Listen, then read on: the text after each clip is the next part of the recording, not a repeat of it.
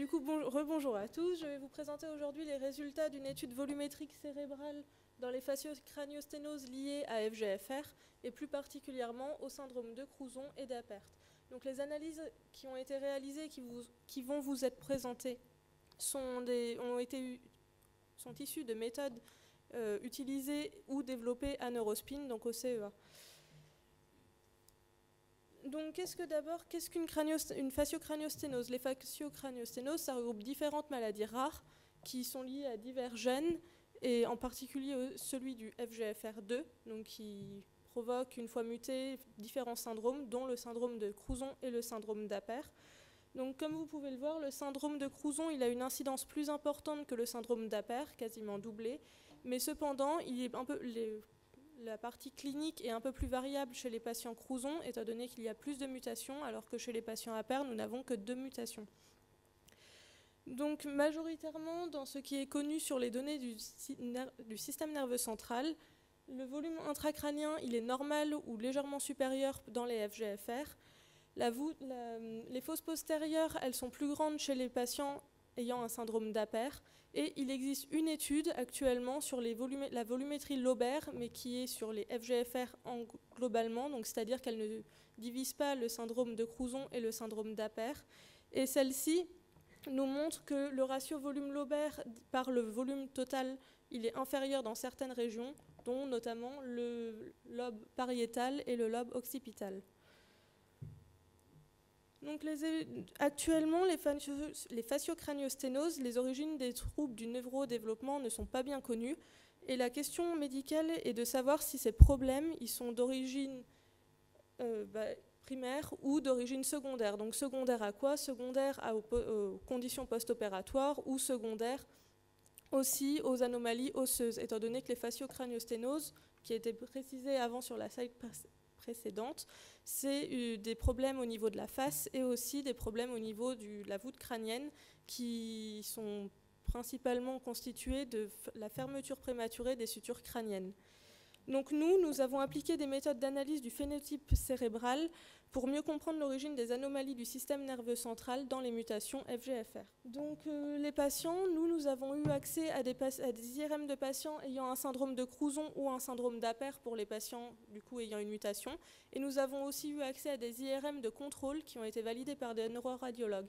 Donc ces contrôles, ils sont issus, c'est des patients qui ont été imagés pour des différentes causes, mais aucune de ces causes n'a impacté le développement cérébral. Donc les critères d'inclusion étaient plus de 18 mois pour les IRM. Alors pourquoi plus de 18 mois? C'est parce qu'à cet âge, la différenciation substance blanche, substance grise est bien contrastée. Donc nous pourrons bien faire nos analyses. Les examens devaient être préopératoires, donc pour ne pas avoir un biais initial, ne sachant pas ce que les opérations causent sur les volumes lobaires et les volumes cérébraux. Les IRM ont été toutes pratiquées à l'hôpital Necker Enfants Malades à Paris. Les IRM, ce sont des IRM 3D pondérées en T1, donc à écho de gradient. Elles ne sont pas injectées, pareil pour éviter certains biais et qu'on n'ait pas un mélange de séquences, étant donné que nous avons une étude multiséquence dont nous avons contrôlé le biais. Et ces IRM, elles ont été rééchantillonnées à une résolution millimétrique isotropique afin d'avoir des IRM assez homogènes pour pouvoir faire des analyses assez homogènes. Donc nous avons eu 2 critères d'exclusion. Une résolution et une qualité insuffisante d'une IRM, donc cela a été traité visuellement avec les neuroradiologues. Et le deuxième critère d'exclusion, c'est les facteurs confondants affectant le développement et la morphologie du cerveau.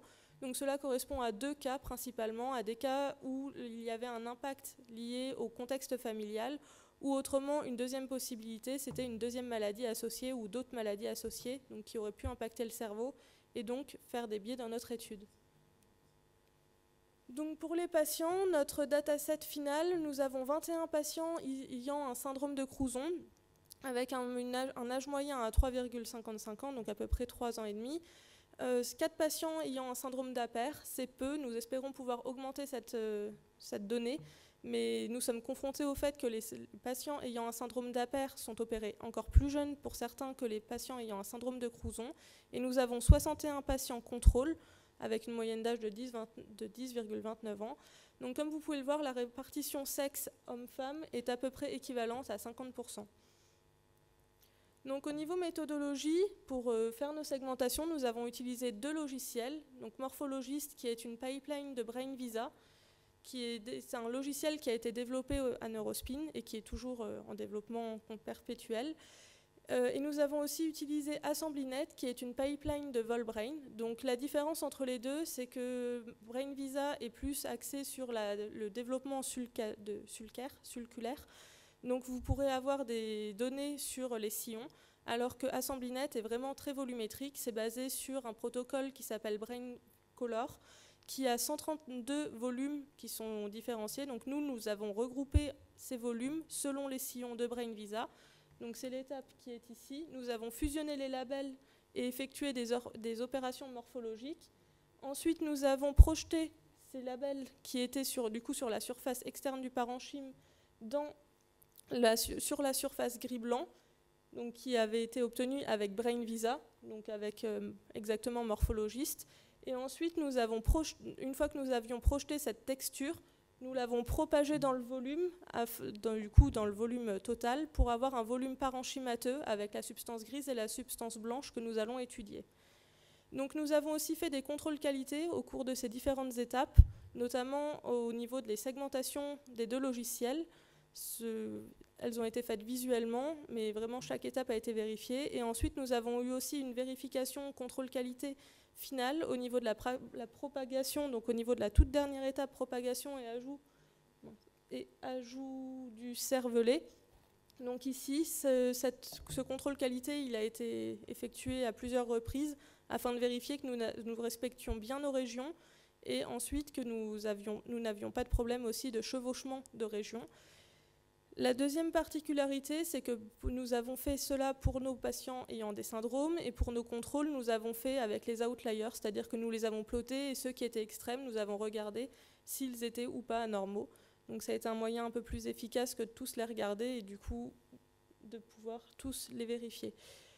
La méthode au niveau statistique, donc elle est en 4 temps. Nous avons effectué un indice de latéralisation. Donc cette étape, elle nous permet de vérifier si nous allons pouvoir faire des analyses globales ou hémisphériques.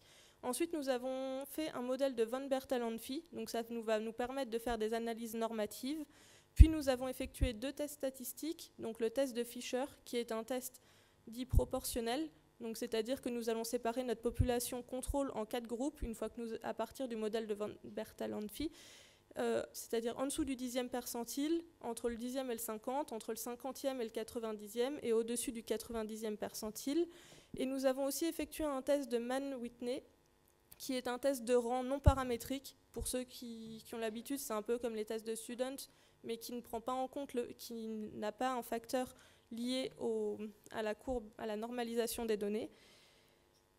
Et donc, en résultat, tout d'abord, pour les indices de latéralisation, donc nous les avons fait pour les différentes régions et les différents volumes globaux.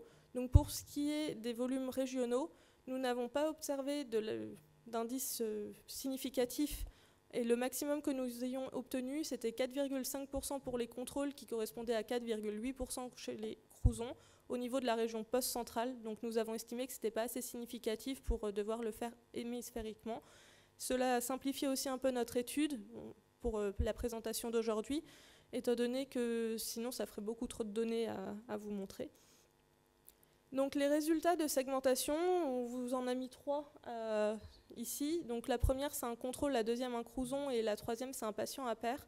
On part du principe que nous n'avons pas d'a priori sur ce que nous devons obtenir, donc nous allons voir après les volumes.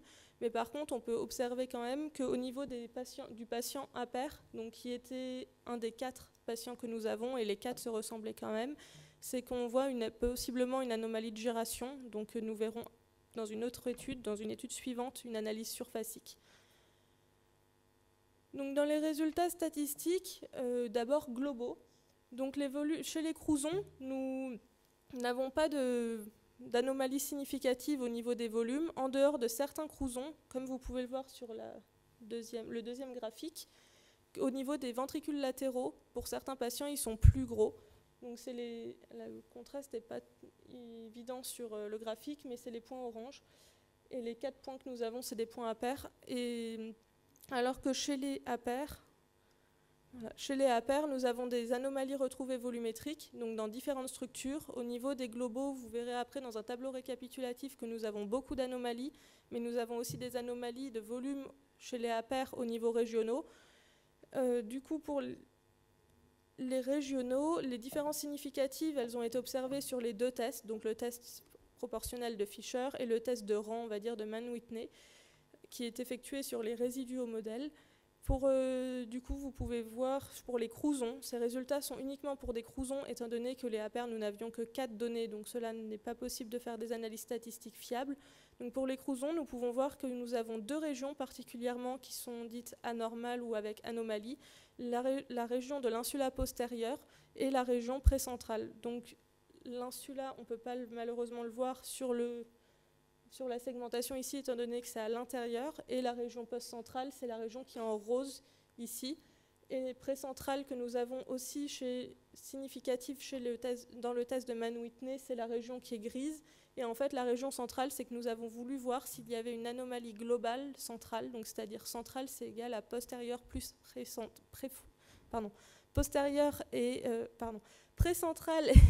et post-centrale. Donc nous avions bien une anomalie, et chez les APER, donc nous n'avons pas fait de tests statistiques, mais nous les avons juste plotés.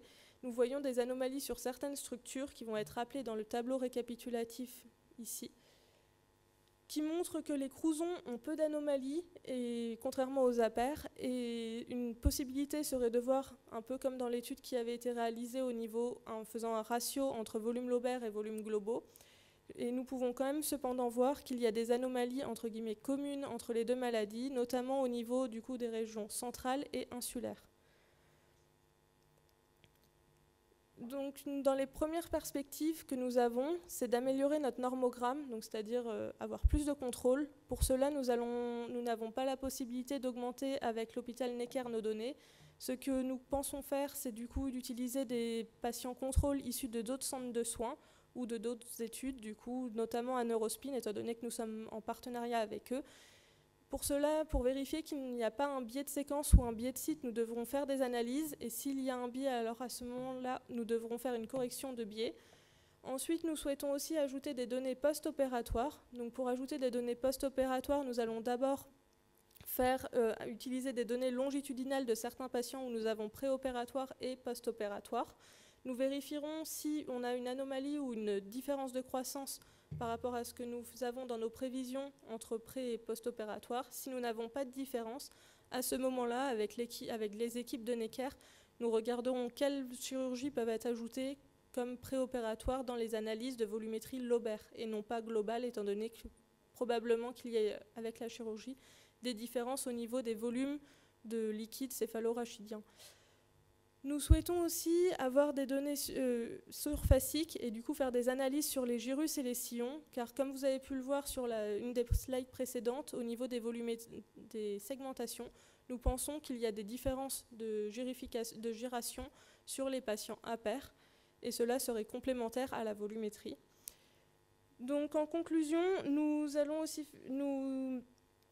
répondu à un objectif de volumétrie globale. Notre objectif, pour rappel, c'était de mieux comprendre l'origine des anomalies du système nerveux central dans les mutations FGFR.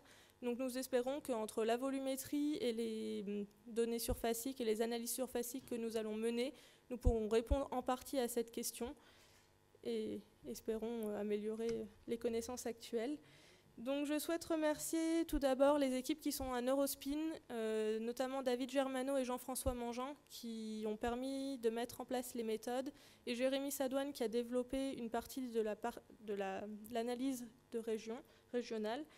Et à Necker, les équipes du coup de Hossein Konsari, Giovanna Paternoster et l'équipe de radiologie, sans qui nous n'aurions pas pu avoir les données médicales et surtout leur expertise, car étant ingénieur, c'était un peu compliqué au début, mais entre la collaboration avec tout le monde, nous avons pu progresser et faire ces analyses.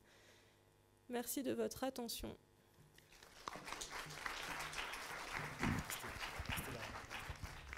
Merci beaucoup. Est-ce qu'on a des questions dans le public? Alors, on est toujours un peu en retard, mais voilà, pas plus qu'avant, donc c'est parfait. Merci d'avoir respecté votre temps de parole. Oui, on a bien sûr un commentaire.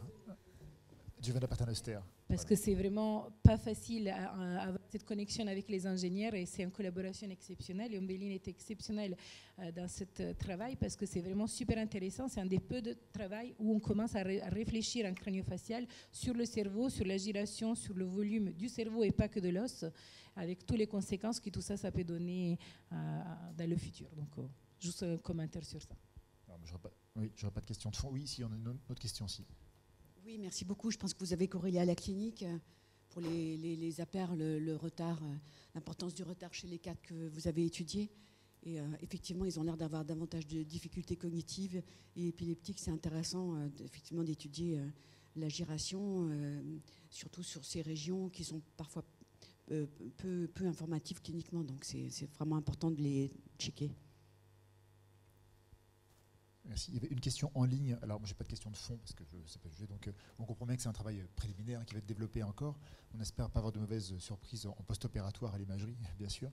Le traitement de fond, c'est qu'est-ce qu'un pipeline à propos des deux logiciels d'analyse? En quelques mots, on part d'une IRM, on essaye de la segmenter, on fait différentes étapes de segmentation. Donc, typiquement, pour morphologiste, il y a d'abord la différenciation gris-blanc. Il y a différentes étapes. Après, on a fait apparaître les sillons, on les labellise, et c'est une pipeline, c'est juste une suite de différentes étapes. La séquence d'analyse des étapes, des images, étape par étape. D'accord. Oui. Ok. Merci beaucoup.